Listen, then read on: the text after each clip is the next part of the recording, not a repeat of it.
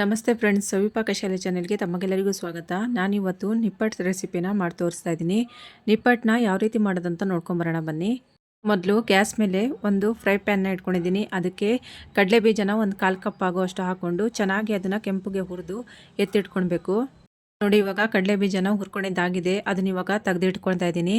ಅದೇ ಪ್ಯಾನ್ಗೆ 2 ಗುಂಟೂರು ಮೆಣಸಿನ್ಕಾಯಿ, 2 ಬ್ಯಾಡಗಿ ಮೆಣಸಿನ್ಕಾಯಿನ ಹಾಕ್ಕೊಂಡು ಹುರ್ಕೊಳ್ತಾ ಇದ್ದೀನಿ. ನಿಮಗೆ ಇನ್ನೂ ಒಂದು ಸ್ವಲ್ಪ ಖಾರ ಬೇಕು ಅಂತ ತಿಳ್ಕೊಂಡು ಹೇಳಿದರೆ ಇನ್ನೊಂದು 2 ಮೆಣಸಿನ್ಕಾಯಿನ ಜಾಸ್ತಿ ಹಾಕ್ಕೊಳ್ಬೋದು. ಮೆಣಸಿನ್ಕಾಯಿನೂ ಹುರಿದಿದ್ದಾಗಿದೆ, ಎತ್ತಿಟ್ಕೊಳ್ತಾ ಇದ್ದೀನಿ. ಅದೇ ಪ್ಯಾನ್ಗೆ 1/4 ಕಪ್ ಆಗುವಷ್ಟು ಹುರ್ಗಡ್ಲೆನ ಹಾಕ್ಕೊಂಡು ಒಂದು ಸ್ವಲ್ಪ ಲೈಟಾಗಿ ಹುರ್ಕೊಂಡ್ರೆ ಸಾಕಾಗುತ್ತೆ. ಜಾಸ್ತಿ ಕೆಂಪುಗಾಗೋಕೆ ಬಿಡಬೇಡಿ. ಇವಾಗ ಹುರ್ಗಡ್ಲೆನೂ ಎತ್ತಿಟ್ಕೊಂಡಿದ್ದೀನಿ. ಅದೇ ಪ್ಯಾನ್ಗೆ ಸ್ವಲ್ಪ ಕರಿಬೇವು ಸೊಪ್ಪನ್ನ ಹಾಕ್ಕೊಂಡು ಒಂದು ಸ್ವಲ್ಪ ಬಿಸಿ ಮಾಡಿಕೊಂಡ್ರೆ ಸಾಕಾಗುತ್ತೆ. ಇದು ಜಾಸ್ತಿ ಕಪ್ಪಗಾಗೋಕೆ ಬಿಡಬೇಡಿ. ಸುಮ್ಮನೆ ಬಿಸಿ ಮಾಡ್ತಾಯಿದ್ದೀನಿ ಅಷ್ಟೇ, ಒಂದು ಸ್ವಲ್ಪ ಗರಿ ಗರಿ ಆಗಲಿ ಅಂತ.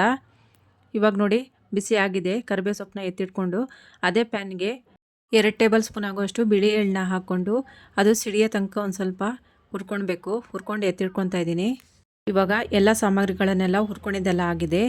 ಈಗ ನಾನು ಕಲಿಸ್ಕೊಳ್ಳೋಕ್ಕೆ ಒಂದು ಪಾತ್ರೆನ ಇಟ್ಕೊಂಡಿದ್ದೀನಿ. ಅದಕ್ಕೆ 2 ಕಪ್ ಆಗುವಷ್ಟು ಅಕ್ಕಿ ಹಿಟ್ಟನ್ನ ಹಾಕ್ಕೊಳ್ತಾ ಇದ್ದೀನಿ. ನೈಸಾಗಿರೋ ಅಂಥ ಅಕ್ಕಿ ಹಿಟ್ಟನ್ನ ತೊಗೊಂಡಿದ್ದೀನಿ. ಇವಾಗ ಹುರ್ಕೊಂಡು ಎತ್ತಿಟ್ಕೊಂಡಿದ್ವಲ್ಲ, ಆ ಬಿಳಿ ಎಳ್ಳನ್ನ ಹಾಕ್ಕೊಂಡಿದ್ದೀನಿ. ಈಗ ಮೊದಲೇ ನಾನು ಒಣಮೆಣಸಿನ್ಕಾಯಿ ಮತ್ತು ಕರಿಬೇವನ್ನ ಬಿಸಿ ಮಾಡಿ ಎತ್ತಿಟ್ಕೊಂಡಿದ್ನಲ್ಲ, ಅದನ್ನು ಮಿಕ್ಸಿ ಜಾರ್ಗೆ ಹಾಕ್ಕೊಂಡು ತರಿಯಾಗಿ ಪುಡಿ ಮಾಡಿ ಹಾಕ್ಕೊಳ್ತಾ ಇದ್ದೀನಿ. ಹುರಿಗಡ್ಲೆನೂ ಮಿಕ್ಸಿಗೆ ಹಾಕ್ಕೊಂಡು ಪುಡಿ ಮಾಡಿ ಹಾಕ್ಕೊಳ್ತಾ ಇದ್ದೀನಿ. ಇವಾಗ ಕಡಲೆ ಬೀಜನ ನಾನು ಏನು ಹುರ್ಕೊಂಡು ಎತ್ತಿಟ್ಕೊಂಡಿದ್ನಲ್ಲ, ಅದನ್ನೆಲ್ಲ ಸಿಪ್ಪೆ ಎಲ್ಲ ತೆಗೆದುಬಿಟ್ಟು ಮಿಕ್ಸಿಗೆ ಹಾಕ್ಕೊಂಡು ತರಿಯಾಗಿ ಪುಡಿ ಮಾಡಿ ಇಟ್ಕೊಂಡಿದ್ದೀನಿ. ಕಡಲೆ ಬೀಜನ ಜಾಸ್ತಿ ನೈಸಾಗಿ ಪುಡಿ ಮಾಡ್ಕೊಳಕ್ಕೆ ಹೋಗಬೇಡಿ. ಇವಾಗ ರುಚಿಗೆ ಬೇಕಾದಷ್ಟು ಉಪ್ಪು ಹಾಕ್ಕೊಳ್ತಾ ಇದ್ದೀನಿ. 1 ಸ್ಪೂನ್ ಆಗುವಷ್ಟು ಅಜ್ವಾಯಿನ ಒಂದು ಸ್ವಲ್ಪ ಕೈಯಲ್ಲಿ ನೋಡಿ ಈ ರೀತಿಯಾಗಿ ಉಜ್ಜಿ ಹಾಕ್ಕೊಳ್ತಾ ಇದ್ದೀನಿ. 1/4 ಟೀ ಸ್ಪೂನ್ ಆಗುವಷ್ಟು ಹಿಂಗನ್ನ ಹಾಕ್ಕೊಳ್ತಾ ಇದ್ದೀನಿ. ಇವಾಗ 1 ಸ್ಪೂನ್ ಆಗುವಷ್ಟು ಜೀರಿಗೆನ ಕುಟ್ಟಿ ಪುಡಿ ಮಾಡಿ ಇಟ್ಕೊಂಡಿದ್ದೀನಿ ತರಿಯಾಗಿ. ಅದನ್ನು ಹಾಕ್ಕೊಂಡು ಚೆನ್ನಾಗಿ ಇದನ್ನು ಎಲ್ಲದೂ ಹೊಂದ್ಕೊಳ್ಳೋ ಥರ ಒಂದು ಸತಿ ಎಲ್ಲವನ್ನು ಹಿಟ್ಟೆಲ್ಲ ಮಿಕ್ಸ್ ಮಾಡ್ಕೊಳ್ಬೇಕು. ಮಿಕ್ಸ್ ಆಗಿದೆ. ಇದಕ್ಕೆ ಇವಾಗ 1-2 ಟೇಬಲ್ ಸ್ಪೂನ್ ಆಗುವಷ್ಟು ಎಣ್ಣೆನ ಚೆನ್ನಾಗಿ ಬಿಸಿ ಮಾಡಿ ಇಟ್ಕೊಂಡಿದ್ದೀನಿ. ಅದನ್ನು ಇವಾಗ ಹಿಟ್ಟಿಗೆ ಹಾಕ್ಕೊಂಡು ನೋಡಿ ಸ್ಪೂನಲ್ಲಿ ಚೆನ್ನಾಗಿ ಇದನ್ನು ಮಿಕ್ಸ್ ಮಾಡ್ಕೊಳ್ಬೇಕು. ಒಂದು ಸತಿ ಎಣ್ಣೆ ಬಿಸಿ ಇರೋದ್ರಿಂದ ನಾನು ಸ್ಪೂನ್ ಹಾಕಿ ಕಲಿಸ್ಕೊಂಡಿದ್ದೀನಿ. ಇವಾಗ ಸ್ಪೂನ್ನ ಎತ್ತಿಟ್ಕೊಂಡು ಕೈನಲ್ಲಿ ಕಲಿಸ್ಕೊತಾ ಇದ್ದೀನಿ. ಇವಾಗ 1 ಸ್ಪೂನ್ ಆಗುವಷ್ಟು ಖಾರದ ಪುಡಿನ ಹಾಕ್ಕೊಂಡು ಚೆನ್ನಾಗಿ ಕಲಸಿ ಮಿಕ್ಸ್ ಮಾಡ್ಕೊತಾ ಇದ್ದೀನಿ. ನಾವು ಮೊದಲೇ ಇದಕ್ಕೆ ಮೆಣಸಿನ್ಕಾಯಿನ ಹುರಿದು ಪುಡಿ ಮಾಡಿ ಹಾಕ್ಕೊಂಡಿದ್ವಲ್ಲ, ಅದನ್ನು ಚೆನ್ನಾಗಿ ತಾಗೋದಿಲ್ಲ ಹಿಟ್ಟಿಗೆ. ಅದಕ್ಕಾಗಿ ನಾನು 1 ಸ್ಪೂನ್ ಖಾರದ ಪುಡಿ ಹಾಕಿ ಚೆನ್ನಾಗಿ ಮಿಕ್ಸ್ ಮಾಡ್ಕೊಂಡು ಕಲಿಸ್ಕೊತಾ ಇದ್ದೀನಿ.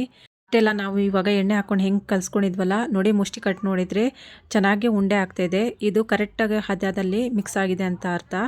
ಇವಾಗ ನೋಡಿ, ಒಂದು ಸ್ವಲ್ಪ ತಣ್ಣೀರನ್ನ ಹಾಕ್ಕೊಂಡು ಮಿಶ್ರಣನ ಚೆನ್ನಾಗಿ ಕಲಿಸ್ಕೊಳ್ಬೇಕು. ಬಿಸಿನೀರೆಲ್ಲ ಹಾಕ್ಕೊಳಕ್ಕೆ ಹೋಗ್ಬಿಡಿ. ನೋಡಿ, ಸ್ವಲ್ಪನೇ ನೀರು ಹಾಕ್ಕೊಂಡು ನೋಡ್ಕೊತ ಕಲಿಸ್ಕೊಳ್ಬೇಕು. ಜಾಸ್ತಿ ತೆಳು ಮಾಡ್ಕೊಳಕ್ಕೆ ಹೋಗ್ಬಿಡಿ. ನೋಡಿ, ಈ ರೀತಿಯಾಗಿ ಚಕ್ಲಿ ಹದಕ್ಕೆಲ್ಲ ನಾವು ಹಿಟ್ಟು ಮಾಡ್ಕೊತೀವಲ್ಲ, ಆ ಹದದಲ್ಲಿರಬೇಕು ಹಿಟ್ಟು. ನಾವು ಹೊರಗಡೆ ಅಂಗಡಿಯಿಂದ ಮತ್ತು ಬೇಕ್ರಿಯಿಂದ ನಿಪ್ಪಟ್ಟು ತಂದು ತಿನ್ನೋಕ್ಕಿಂತನೂ ಮನೆಯಲ್ಲಿ ಈ ರೀತಿಯಾಗಿ ಸಂಜೆ ಟೀ ಟೈಮ್ನಲ್ಲಿ ಮಕ್ಕಳಿಗೆಲ್ಲ ಮಾಡಿಕೊಟ್ರೆ ಖುಷಿಯಾಗಿ ತಿಂತಾರೆ. ಅಷ್ಟು ರುಚಿಯಾಗಿರುತ್ತೆ. ಮತ್ತು ಊಟ ಟೈಮಿಗೂ ನಾವು ನೆಂಚ್ಕೊಂಡು ತಿನ್ಬೋದು.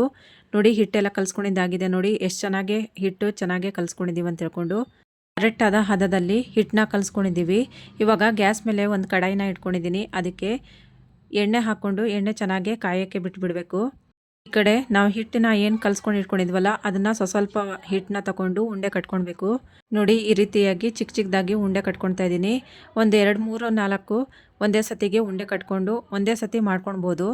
ಉಂಡೆ ಕಟ್ಕೊಂಡಿದ್ದೆಲ್ಲ ಆಗಿದೆ. ಇವಾಗ ನಾನು 2 ಕವರ್ ಇಟ್ಕೊಳ್ತಾ ಇದ್ದೀನಿ, ಪ್ಲಾಸ್ಟಿಕ್ ಕವರ್ನ. ಒಂದು ಕೆಳಗಡೆ ಕವರ್ ಇಟ್ಕೊಂಡಿದ್ದೀನಿ. ಮತ್ತು 2 ಉಂಡೆ ಇಟ್ಬಿಟ್ಟು ಅದ್ರ ಮೇಲ್ಗಡೆ ಮತ್ತೆ ಒಂದು ಕವರ್ನ ಹಾಕ್ಕೊಂಡು ನೋಡಿ, ಒಂದು ಪ್ಲೇಟು ಇಲ್ಲ ಬಾಕ್ಸ್ ಏನಾದರೂ ಇದ್ದರೆ ಈ ರೀತಿಯಾಗಿ ಫ್ರೆಶ್ ಮಾಡ್ಕೊಬೇಕು. 2 ಪ್ಲಾಸ್ಟಿಕ್ ಕವರ್ ಮೇಲೂ ಎಣ್ಣೆ ಹಚ್ಕೊಳ್ಬೇಕು. ಇವಾಗ ನೋಡಿ, ಫ್ರೆಶ್ ಮಾಡಿದ್ದಾಗಿದೆ. ನಿಧಾನಾಗಿ ಮೇಲ್ಗಡೆಯಿಂದ ಒಂದು ಕವರ್ ತೆಗ್ದಿದ್ದೀನಿ.